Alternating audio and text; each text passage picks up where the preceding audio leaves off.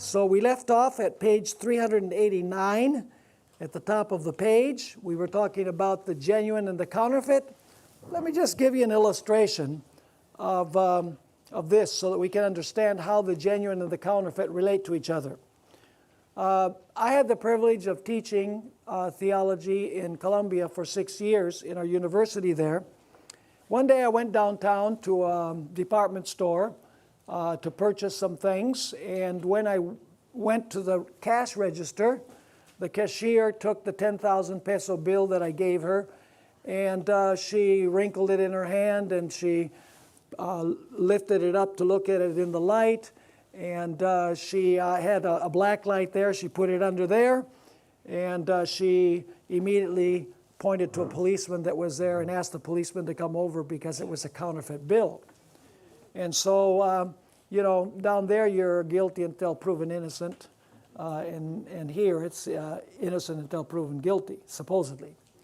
But anyway, that policeman came, another policeman joined him, and they took me to a back room, and they started interrogating me, asking me where I had the equipment to counterfeit bills, and I told them, hey, I'm not a counterfeiter. I said, I don't look at every bill that I pay with. And it was getting kind of serious, and one of the policemen then asked me, he says, who are you? Where do you work? I said, well, you know, I am a teacher of theology at Instituto Colombo Venezolano, the name of the university. And immediately the expression on the face of that policeman changed to the better. He says, oh, you teach at that school? That's a good school. The people there are good. And I said, oh, praise the Lord that he likes our, that he likes our school, you know. And so then he says, there's no one who would be a counterfeit from that school. So he says, I'm going to show you how to distinguish a counterfeit bill from a genuine one.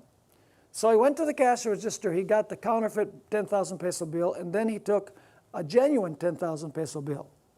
And first of all, he took the genuine bill and he put it in the light. He said, do you see a brown line running through the bill? And I looked, I said, yeah. He says, do you see the face that is visible only in the light, the face of the hero of the country? And I looked and I said, yeah, it's nice and clear. The face is nice and clear.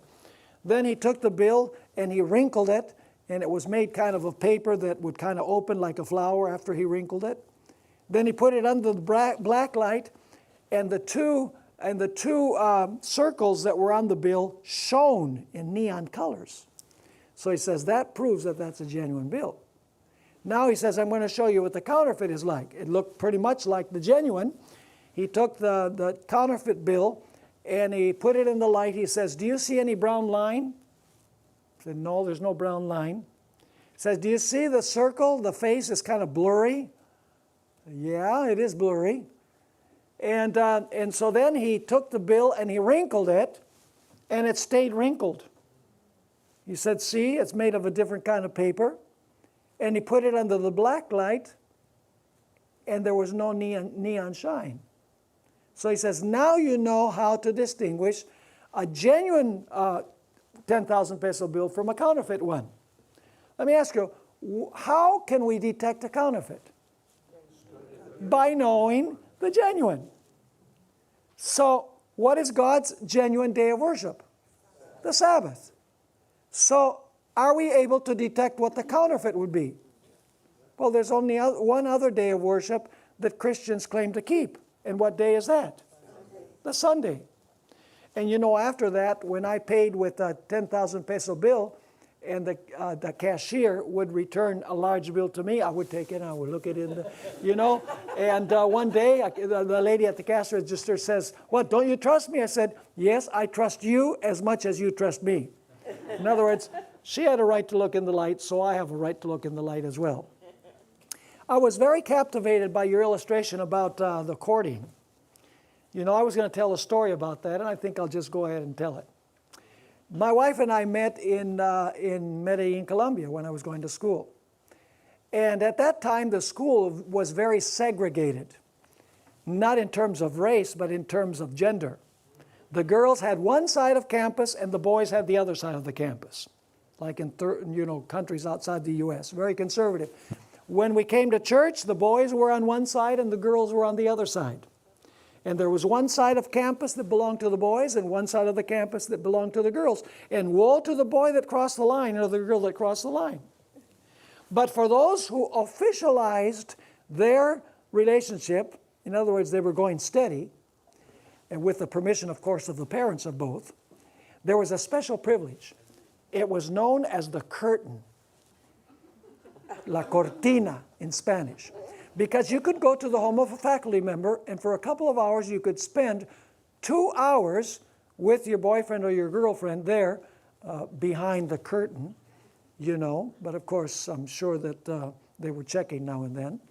But, you know, you could spend 2 whole hours every couple of weeks where at other times, you know, you couldn't cross the line.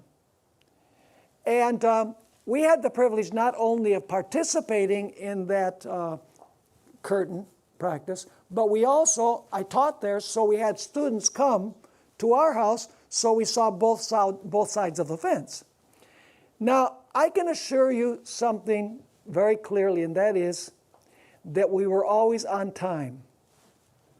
In fact, we were not always on time. We always got there early. We guarded the edges, in other words. During the time that we were together, you know, I wasn't thinking about, man, I could be playing soccer right now, or I could be playing softball or baseball. I could be doing something else. No, the focus was on one another.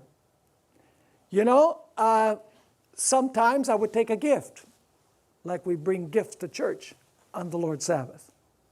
And when the period was coming to an end, we would say, oh, good, are we glad that this is all? No, not just kidding.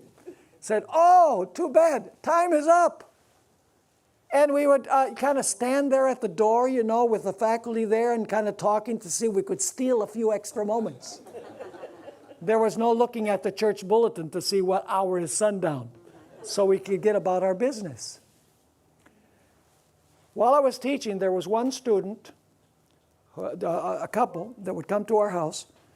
And the girl one day, it was the date when they were supposed to meet. She came and she was crying. I mean, she had tears rolling down her face. I said, what's wrong? She says, Pastor, today was the day that my boyfriend and I were supposed to meet together here for our date. And he preferred to go play soccer. What should I do? I said, get rid of him. Because if he does that now, it's going to be a lot worse if you get married. So let me ask you, do you suppose that I consider it a huge sacrifice? You know, every 2 weeks, oh, I got to go to this appointment with my girlfriend. What a bummer. Oh, I just wish that the time would just come to an end. This is torture. No. We enjoyed the time together. Why? Because there was love. And so it is with the Sabbath. You know, we want to start the Sabbath early to see if we can steal a few extra moments. And at the end, we don't want the Sabbath to end. And our conversation has to do not with other things that we would rather do. Our conversation has to do with our relationship with Christ. So the Sabbath is about a relationship with Christ. That's what it's about. It's not about rules and regulations. The reason why we suspend all of our things is so that we can concentrate on our love relationship with Jesus Christ. Now, let's go to the bottom of page 389. The penalty. What was the penalty for violating the Sabbath? Well, Exodus 31 verse 15 says, work shall be done for 6 days, but the 7th day is the Sabbath of rest, holy to the Lord. Whoever does any work on the Sabbath, he shall surely be put to death. Wow. Is that true of Adam and Eve if they ate from the tree? Let's go to the note. At the beginning, Satan seemed to say to Eve, do you really think that God would pronounce the death penalty just for eating a piece of fruit? Come on, be real. If God threatened to kill Moses for not circumcising his son, how serious would he consider breaking the Sabbath? Would God be any less particular if people considered the observance of the Sabbath optional? Some people argue that because we do not execute those who break the Sabbath today, the Sabbath is no longer binding upon Christians. However, this logic ignores that the fact that adulterers in the Old Testament suffered execution as well. Is adultery all right today because we do not execute people for it? The fact is that knowingly trampling upon the Sabbath does not presently lead to death, but willfully trampling upon it will eventually lead to second death at the end of time. Now, you're probably wondering, where did Pastor Bohr get this idea of comparing what happened with Adam and Eve and the tree, them being able to eat from all the trees except for one, and that we're able to use all 4 days for ourselves except for one, all 6 days for ourselves except for one. Where did I come up with this idea? Well, it's in the spirit of prophecy. Notice this next statement, our high calling 3:43. As the tree of knowledge was placed in the midst of the Garden of Eden, and this, you can find this, Jeannie, is another evidence from the spirit of prophecy. As the tree of knowledge was placed in the midst of the Garden of Eden, so the Sabbath command is placed in the midst of the Decalogue. In regard to the fruit of the tree of knowledge, the restriction was made, you shall not eat of it, lest you die. Of the Sabbath, God said, ye shall not defile it, but keep it holy. Remember the Sabbath day to keep it holy. As the tree of knowledge was to test Adam's obedience, so the fourth commandment is the test that God has given to prove the loyalty of his people. So there you have the parallel. Ellen White draws the parallel between the two. Now, some people say the Sabbath is for the Jews. Well, that's not totally false. Is the Sabbath for us? Are we Jews? We're spiritual Jews. So if we're spiritual Jews, is the Sabbath for us? Yes. Galatians 3:29 says, and if you are Christ's, then you are Abraham's seed and heirs according to the promise. So if we're spiritual Israel, we will keep the Sabbath that God gave to Israel. Now let's talk about the final test. What were the two issues in the story of Daniel 3? And you have a hint that is subtle as a freight train. Notice the number of times the word worship appears in this chapter. Is God's law also involved in this story? And which of the two tables of the law do you think was especially at stake? Let's dwell on it for a moment. What is the issue in Daniel 3? Worship. By the way, the book of Revelation draws on the story of Daniel 3. Because in Daniel 3 you have Nebuchadnezzar, who for a while lived as a beast. He raises up an image, commands everyone to worship the image, and if they don't, they're going to be killed. Does that sound familiar? And the kingdom is Babylon. In Revelation, do we also have an end-time Babylon? Yes. Is the beast going to raise up an image? Yes. Is the beast going to command everyone to worship the image? Yes. And whoever does not worship the image will be killed. Only in Revelation we're dealing with symbols. In the story in Daniel we're dealing with the literal. Literal Babylon, spiritual Babylon. Literal image, spiritual image. Literal Nebuchadnezzar behaved as a beast for a while, spiritual beast or symbolic beast. So basically Daniel chapter 3 is about worship. Will you worship the true God, or will you worship the image that Nebuchadnezzar has raised up? Now, does it also have to do with keeping God's commandments? Of course. Which commandments particularly? The first 4. You shall have no other gods before me. Don't bow before idols. Right? The 4th commandment, respect the Creator. There's only one true Creator, and the Sabbath is His sign. So, in other words, the issue is worship, and the issue is also the observance of God's commandments. Now, what will be the great issue in the final conflict on earth? Revelation 13, verse 15.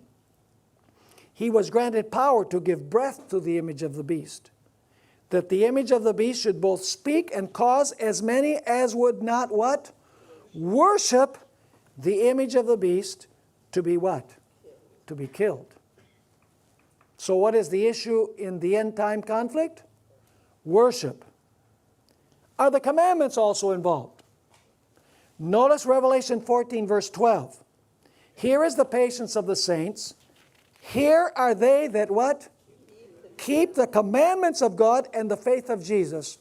Is Satan going to be enraged against God's people who keep the commandments, just like Nebuchadnezzar was enraged that these young men would not disobey the commandments of God and would not practice false worship? Absolutely. Revelation 12, 17. And the dragon was enraged with the woman, and he went to make war with the rest of her offspring who keep the commandments of God and have the testimony of Jesus Christ. Now, the seal of God is received only where? The seal of God is received only in the forehead or on the forehead. Which means that if it's on the forehead or in the forehead, it means that you serve God out of conviction. In the Bible, the hand represents what? Work. Represents work, according to the book of Ecclesiastes. At the end of time, there's going to be two kinds of people that receive the mark of the beast, but only one kind of person that receives the seal of God. Notice Revelation 13, 16. Speaking about those who are lost, He causes all, both small and great, rich and poor, free and slave, to receive a mark on their right hand or on their foreheads. So the wicked, they're willing to receive the mark on the forehead or where? On the right hand. Now, what was placed upon the foreheads and hands of Israel in the Old Testament? Deuteronomy 6, 6 through 8. And these words which I command you today shall be in your heart. You shall teach them diligently to your children, and shall talk of them when you sit in your house, when you walk by the way, when you lie down, when you rise up. You shall bind them as a sign on your hand, and they shall be as frontlets between your eyes. You shall write them on the doorposts of your house and on your gates. What does it mean to have the Ten Commandments written on our forehead? That's where your frontal lobe is. It means that we serve God with all of our mind. We serve Him by conviction, if you please. Does that also affect what we do? Our actions. See, the hand has to do with the actions that we perform. Yes, it also affects our actions. Now, where did God promise to write His law? Hebrews 8, verse 10. For this is the covenant that I will make with the house of Israel after those days, says the Lord.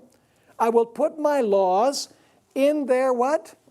In their mind, and write them on their hearts, and I will be their God, and they shall be my people. What will God's people receive in contrast to the mark of the beast? The seal of God. And where will the seal of God be placed? On the forehead. And what is it that is written in the mind or on the forehead? God's what? God's law. So we find that the seal of God is related to His law specifically. Which commandment does the first angel's message draw our attention to? We're not going to read the verses, Revelation 14, 6 and 7. It draws our attention to the what? To the Creator. Is the first angel's message a message to the whole world? Every nation, kindred, tongue, and people? Absolutely. The whole world is invited, not only invited, but commanded to worship the Creator. What does the third message warn people not to do? It warns people not to worship the beast or receive his mark. They are opposites, in other words. The seal of God is the exact opposite of the mark of the beast. Now, does the Sabbath commandment have anything to do with worship and with creation? Absolutely. Isaiah 66, verses 22 and 23. For as the new heavens and the new earth which I will make shall remain before me, says the Lord, so shall your seed and your name remain. And it shall come to pass that from one new moon to another, that is, from 1 month to another, and from one Sabbath to another, all the Jews, that's not what it says, all flesh shall what? Come to worship before me, saith the Lord. Why do we worship God? Because He's the Creator. What is the sign of the Creator? The Sabbath. Most of the world at the end is going to worship whom? The beast. Because he claims to occupy the position of who? Of God. Does he also have a sign? Sunday. It's that simple. And you say, you mean to say God is going to test people over a day? Well, He tested Adam and Eve over a tree. So what's the issue? God uses external things to test His people. Did He test Israel when He told them not to take anything from Jericho? Did He test Ananias and Sapphira with money that they had in their pockets? Yes. Because when we are faithful in the external, it's a sign that we internally are loyal to the Lord. And that's what we were studying in our last presentation last evening, is the fact that Sabbath observance, external Sabbath observance, is a sign of an internal experience that the Holy Spirit has placed in our hearts. So if we have the Holy Spirit and we love the Lord, it will be a pleasure to observe His holy Sabbath. Let's read now some statements on pages 394 and 395 on the importance of this issue. And now we're going to talk about our church, Seventh-day Adventists. There's a tendency these days to want to change the names of some of our churches. Adventist Community Church, Adventist Fellowship, and some even take away the word Adventist. Did Ellen White foresee this, and does she have something to say about it? Evangelism 2:33. Instead of the people of God becoming less and less definitely distinguished from those who do not keep the seventh-day Sabbath, they are to make the observance of the Sabbath so prominent that the world cannot fail to recognize them as Seventh-day Adventists. Volume 2 of Selected Messages 385. There is to be no compromise with those who are worshiping an idle Sabbath. We'll come to that in a few moments again. We are not to spend our time in controversy with those who know the truth and upon whom the light of truth has been shining, when they turn away their ear from the truth to turn to fables. That's why I don't think that we should debate with people who don't want to accept and obey the Sabbath. It's a waste of time. And all it does is give fodder to others to take sides and to be critical. I was told that men will employ every policy. Wow, this is amazing. I was told that men will employ every policy to make less prominent the difference between the faith of Seventh-day Adventists and those who observe the first day of the week. Is that happening? As I speak, you better believe it. The whole world will be involved in this controversy, and the time is short. This is no time to haul down our colors. Selected Messages, Volume 2, page 385, we find this remarkable statement. A company was presented before me under the name of Seventh-day Adventists. These are Adventists, folks, Seventh-day Adventists, who were advising that the banner or sign which makes us a distinctive people should not be held out so strikingly, for they claimed it was not the best policy in securing success to our institutions. The distinctive banner is to be borne through the world to the close of probation. In describing the remnant people of God, John says, here is the patience of the saints, Here are they that keep the commandments of God and the faith of Jesus. This is the law and the gospel. The world and the churches are uniting in harmony in transgressing the law of God, in tearing away God's memorial, and in exalting a Sabbath that bears the signature of the man of sin. However, the Sabbath of the Lord thy God is to be a sign to show the difference between the obedient and the disobedient. I saw some reaching out their hands to remove the banner and to obscure its significance. That's within the church. One final statement. Volume 2 of Selected Messages, page 386. Our people have been regarded as too insignificant to be worthy of notice, but a change will come. The movements are now being made. The Christian world is now making movements that will necessarily bring the commandment-keeping people to notice. There is a daily suppression of God's truth for the theories and false doctrines of human origin. There are plans and movements being set on foot to enslave the consciences of those who would be loyal to God. The law-making powers will be against God's people. Every soul will be tested. Oh, that we would as a people be wise for ourselves, and by precept and example impart that wisdom to our children. Every position of our faith will be searched into. And if we are not thorough Bible students, established, strengthened, settled, the wisdom of the world's great men will be too much for us. Now is the time that we need to be intensely studying the Bible and discovering all of the reasons for our faith, because someday Ellen White explains that we will have to appear before rulers, governors, presidents to give a reason for our faith. And so we must know our faith well. We must be able to argue why our positions are correct and true and biblical. Or else, as Ellen White says here, the wisdoms of the world's great men will be too much for us. We will not be able to persuade them. And by the way, the Seventh-day Adventist Church publishes the journal Liberty. Some people say, why do we publish liberty? Why do we even fight for religious liberty? Let the end come.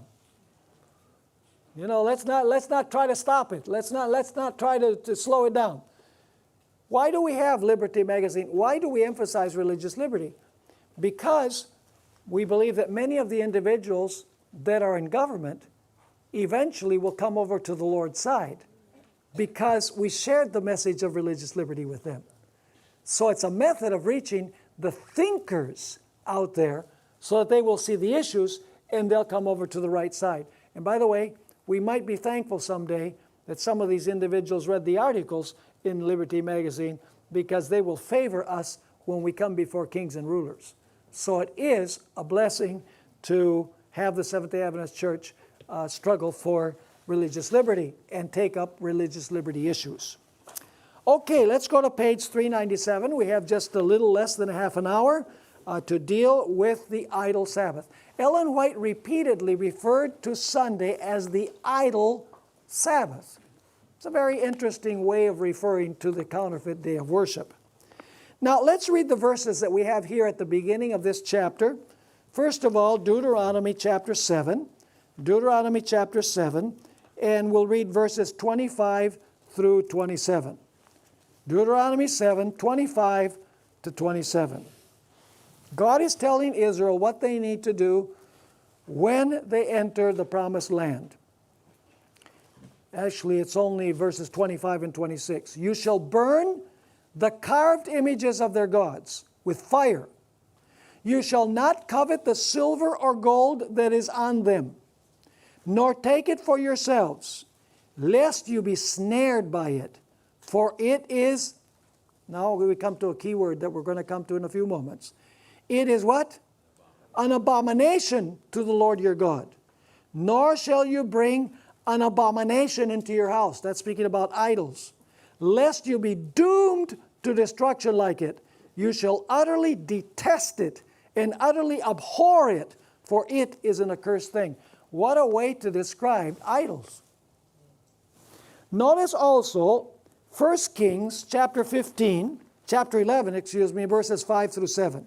1 Kings chapter 11 and verses 5 through 7. Once again, we find the idea that idols are an abomination to the Lord. Here we find the following words. 11, 5 through 7. It's talking about Solomon. For Solomon went after Ashtoreth, the goddess of the Sidonians, and after Milcom, the abomination of the Ammonites. Solomon did evil in the sight of the Lord, and did not fully follow the Lord as did his father David. Then Solomon built a high place for Chemosh, the abomination of Moab, on the hill that is east of Jerusalem, and for Molech, the abomination of the people of Ammon. So what is idolatry called? It is called an abomination. Now, why is that important? We need to go to Ezekiel chapter 8 to understand the reason why. Ezekiel chapter 8. Ezekiel is that big book right before the book of Daniel. So let's go to Ezekiel chapter 8, which is known as the abominations chapter. Because in this chapter, God shows Ezekiel an abomination that's being committed among those who profess to be God's people. This is not the Philistines or the Egyptians or the Babylonians or the Assyrians that are doing this. These are God's professed people, and the leaders of God's people, the ones that are practicing these things. It's called the abominations chapter because God shows Ezekiel an abomination that God's professed people are committing. And Ezekiel thinks, wow, that's pretty bad. And God says, you haven't seen anything yet. I'm going to show you a worse abomination than this. And so then God shows Ezekiel another abomination. And Ezekiel thinks, this is terrible. And God says, you haven't seen anything yet. I'll show you a greater abomination than this. The final and greatest abomination on the list is found in Ezekiel chapter 8 and verses 16 and 17.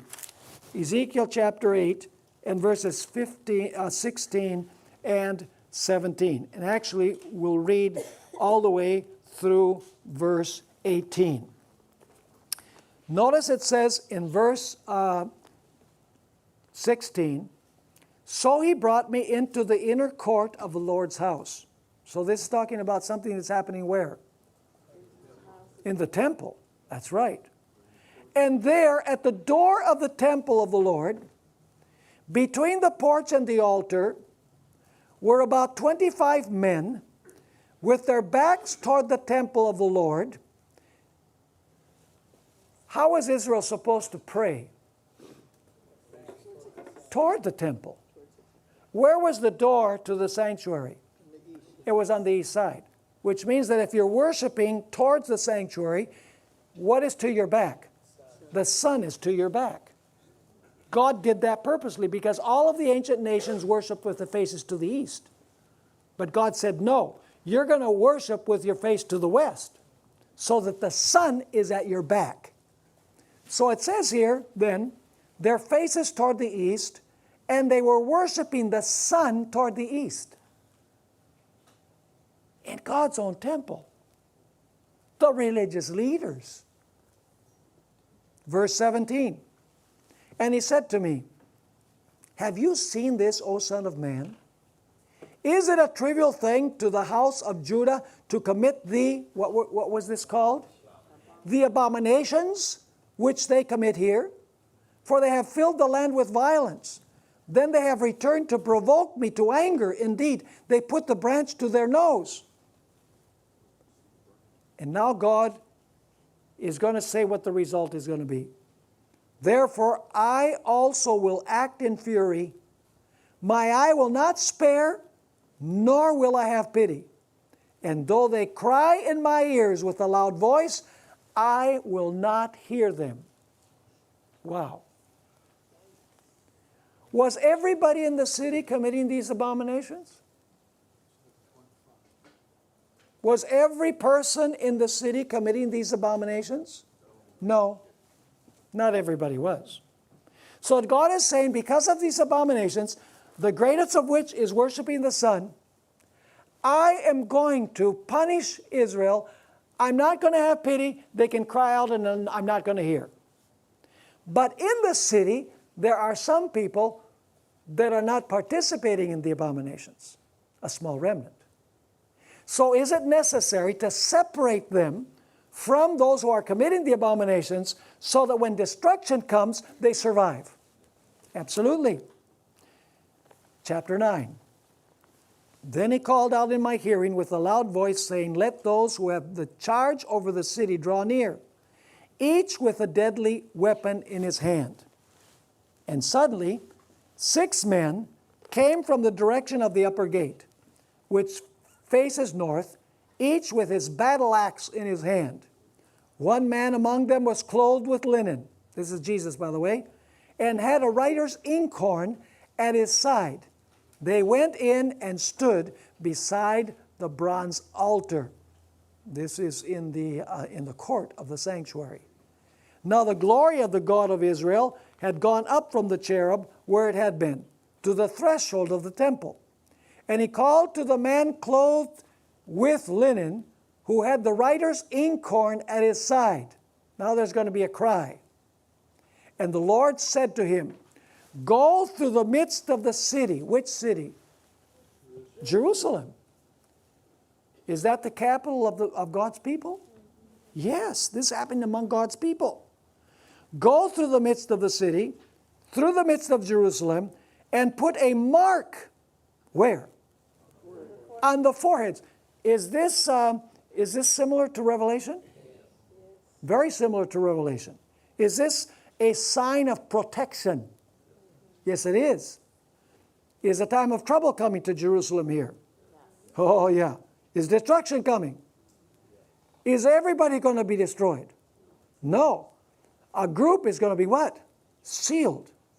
So it continues saying here, go through the midst of the city, through the midst of Jerusalem, and put a mark on the foreheads of men who sigh and cry over all the abominations that are done within. Does that mean that they would sigh and cry about the abomination of worshiping the sun? The greatest of all abominations? Because it is at the very top of the list? Absolutely. So what happens after the sealing takes place? After the sealing is done, what happens? Verse 5. To the others he said in my hearing, go after him through the city and kill. Do not let your eyes spare, nor have any pity. Utterly slay old and young, men, maidens, and little children and women. But do not come near anyone on whom is the mark. And where do they begin the work of destruction? And begin at my sanctuary. So they began with the elders who were before the temple. So not everybody was practicing the abominations. Not everyone was worshiping the sun. There was a faithful group that were sighing and crying because of the idolatry that was taking place, and primarily the issue of worshiping the sun.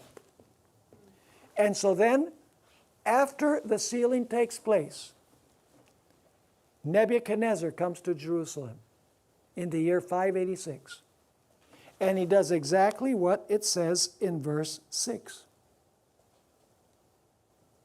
Those in the city who are apostate are destroyed. But those who had the sign on their foreheads were spared. Now, did the destruction of Jerusalem have anything to do with keeping the Sabbath or not? Go with me to Jeremiah chapter 17. Jeremiah chapter 17. Let's notice something very interesting here. Why Jerusalem was destroyed. Well, it's because they were worshiping the sun, but it was more serious than that. Notice chapter 17, and we will begin reading at verse 24. Did the desecration of the Sabbath have anything to do with the destruction of Jerusalem? Absolutely. Now, if they were worshiping the sun, were they keeping the Sabbath? Of course not. Notice verse 24. Actually, verse 24. And it shall be, if you heed me carefully, says the Lord, to bring no burden through the gates of this city on the Sabbath day, but hallow the Sabbath day, that is, sanctify it, to do no work on it, then shall enter the gates of this city kings and princes sitting on the throne of David, riding in chariots and on horses, they and their princes, accompanied by the men of Judah and the inhabitants of Jerusalem. And this city shall what? Remain forever. But you have the other side of the coin. Notice verse 26. And they shall come from the cities of Judah and from the places around Jerusalem, from the land of Benjamin, from the lowland, from the mountains, from the south, bringing burnt offerings and sacrifices, grain offerings, and incense, bringing sacrifices of praise to the house of the Lord. That's what's going to happen if the Sabbath is kept. The city's going to remain forever. But now verse 27 tells us what's going to happen if they break the Sabbath. But if you will not heed me to hallow the Sabbath day, such as not carrying a burden when entering the gates of Jerusalem on the Sabbath day, then I will kindle a fire in its gates, and it shall devour the palaces of Jerusalem, and it shall not be quenched. Did Sabbath observance have anything to do with the destruction of Jerusalem? Absolutely. And you'll notice here that Jeremiah lived immediately before the Babylonian captivity, interestingly enough. Now, in the light of what we've noticed, let's go to the statements from Ellen White that we find on page 397. We set the stage now by studying the passage in Ezekiel. We've noticed they were worshiping the sun and they were trampling upon the Sabbath. Is it just possible that at the end of time, that's the type of idolatry that's going to be committed by the Christian world? Listen to the terminology that Ellen White used. The Sabbath question is one that will demand great care and wisdom in its presentation. Much of the grace and power of God will be needed to cast down the idol that has been erected in the shape of a false Sabbath. So what is Sunday? An idol. And what shape does it have? Well, it has the shape of the Sabbath, but it's a false Sabbath. Notice the next statement. Review and Herald, March 8, 1898. Satan has taken the world captive. He has introduced what kind of Sabbath? An idol Sabbath. Is it just as much idolatry and an abomination to keep Sunday as it is to worship the sun? You say, well, it's not the same. We'll come back to that at the end. He has introduced an idol Sabbath, apparently giving to it great importance. Is that true? He's given it great importance? Oh, yeah.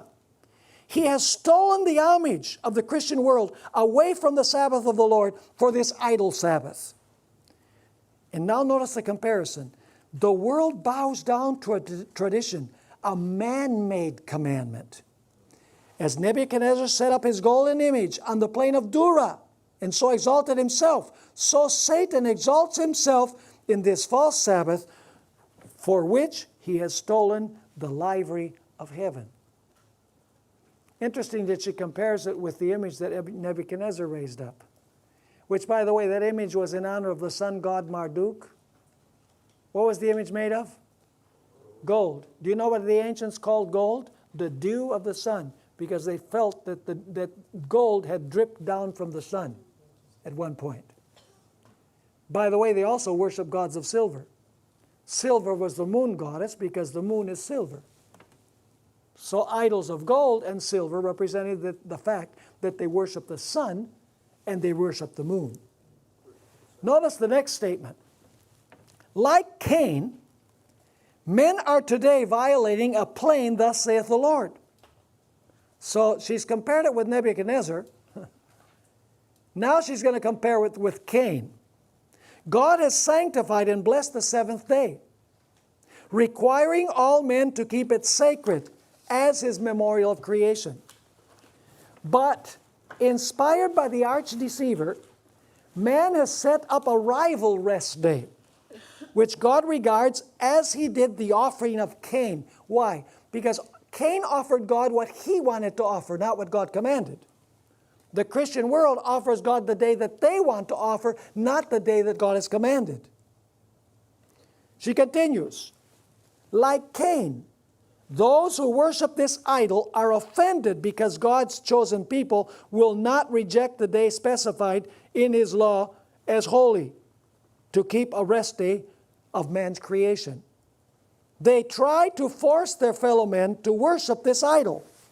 Thus did Nebuchadnezzar, when he set up a golden image in the plains of Dura, and in his pride and self-exaltation sought to compel all to bow down to it. Is the Christian world going to compel God's people to bow down and keep Sunday as a day of rest? Man-made? Yes. As Cain set aside God's holy command and offered a sacrifice of his own choice, so men have set aside God's holy Sabbath and have exalted one of their own creation. Is Sunday a day of worship created by man? Yes, it is. And Cain was filled with bitterness against Abel, as he was filled with bitterness against Abel. So they are filled with bitterness against those who, by keeping God's Sabbath, cast reflections upon the worship of a day which bears no divine sanction or appointment.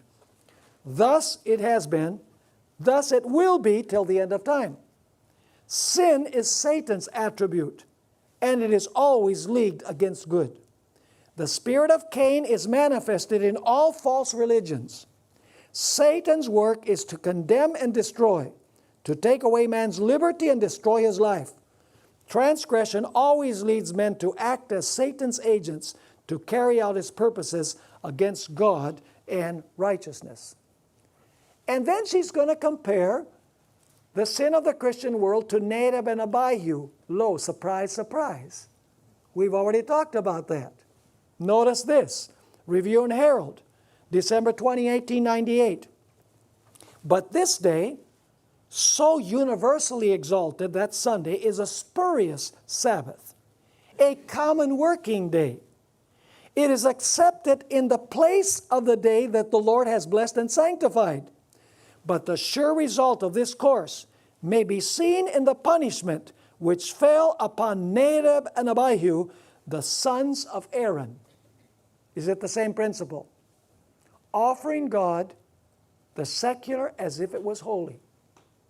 And in the case of Nebuchadnezzar, leading people to worship a man-made idol representing the sun god. Here's another statement, Letter 90, 1897. The Protestant world have set up an idol Sabbath in the place where God's Sabbath should be. And they are treading in the footsteps of the papacy, whether they want to recognize it or not. The Faith I Live By, page 286. Sunday keeping is not yet the mark of the beast, and will not be until the decree goes forth, causing men to worship this idol Sabbath. Has that command come yet to worship the idol Sabbath? No, not yet. So no one yet has the mark of the beast. By the way, no one has the seal of God either. The end-time eschatological seal of God, because they're given at the same time. Signs of the Times, May 26, 1898. Those who live during the last days of this earth's history will know what it means to be persecuted for the truth's sake. In the courts, injustice will prevail. The judges will refuse to listen to the reasons of those who are loyal to the commandments of God, because they know the arguments in favor of the fourth commandment are unanswerable. They will say, we have a law, and by our law he ought to die. God's law is nothing to them. Our law with them is supreme. Those who respect this human law will be favored. But those who will not bow to the idol Sabbath have no favors shown to them. In other words, the time will come when we will not be able to depend upon the First Amendment to the Constitution. No such thing as free speech anymore. Because judges and magistrates will refuse to listen to the arguments because they know that the arguments are too powerful. Here's another one. Review and Herald, April 15, 1890. Not a move has been made in exalting the idol Sabbath, in bringing around Sunday observance through legislation, but Satan has been behind it and has been the chief worker. But the conscience should not be compelled even for the observance of the genuine Sabbath, for God will accept only willing service. Would it be wrong for the government to enact a Sabbath-keeping law? Yes. Seventh-day Sabbath-keeping law? Yes. Because the state has no jurisdiction over the Sabbath. The Sabbath is God's day. It belongs to Him. It doesn't belong to Caesar. 19 manuscript releases, page 244. Among professed Christians there are idolaters, men and women who are not sealed by God. Many have subverted the Christian faith into idolatry, giving to a man-made institution the glory and honor that God requires for His Sabbath day, and compelling others to worship this idol. Notice the number of times that Ellen White refers to Sunday as the idol.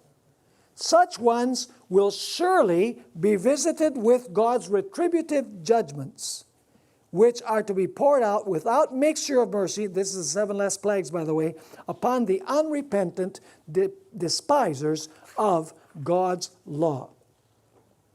Let's read this one more, and then I'm going to show you that observing Sunday as the day of worship is the same as worshiping the sun, in principle. Notice this statement, the Spalding-McGann collection, page 22.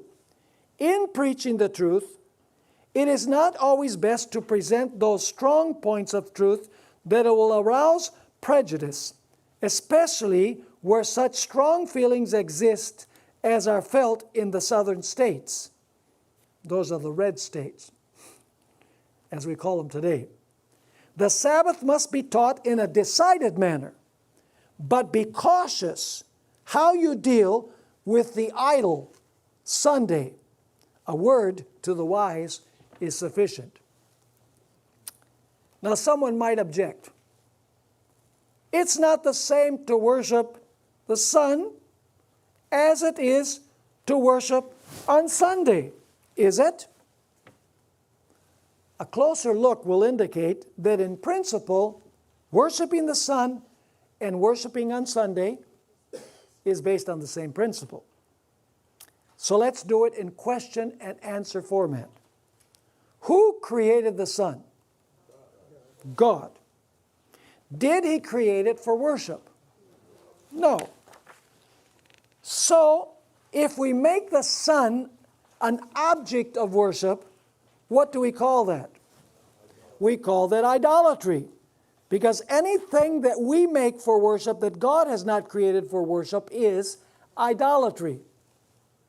Now let's ask 3 follow-up questions. Who created Sunday, the first day of the week? Did God create the first day of the week? Yes. Did He create the day of the sun for worship? No. It's a secular work day, isn't it? So, did He create it for worship? No. So what happens if human beings make it a day of worship? It's idolatry. Because anything that man makes for worship, in place of what God has established for worship, is idolatry. It does not really matter whether we worship God through a man-made idolatrous object, such as the sun, or we worship a man-made idolatrous day, because that also was made by man. So we can understand why Ellen White explained that Sunday is the idol Sabbath, because it has been erected by man as a day of worship, not by God. So, as we've studied these lessons, we studied last evening about the relationship between the internal seal and the external seal. We did a comparison also in our first study together between the tree in the Garden of Eden and the observance of the Sabbath at the end of time. We've now talked about the idol Sabbath, the Sabbath that has been created by man for worship. Everything that we've been doing is actually amplifying the issue of the seal of God that is spoken of in the interlude of Revelation chapter 7. The Revelation chapter 7 speaks about the seal of God that is given to the very end time generation. It's given on their foreheads to protect them in the time of trouble. And the issue of controversy is going to be what? The day of worship.